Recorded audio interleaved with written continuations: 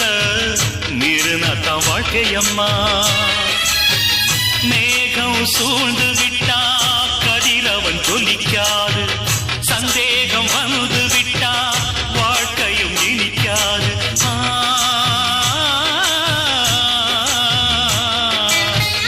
அக்னிய சாட்சி வச்சு நடக்குது கல்யாணம். அக்னியா பொண்ணு எரிஞ்சா வாழ்க்கை என்னாகும்?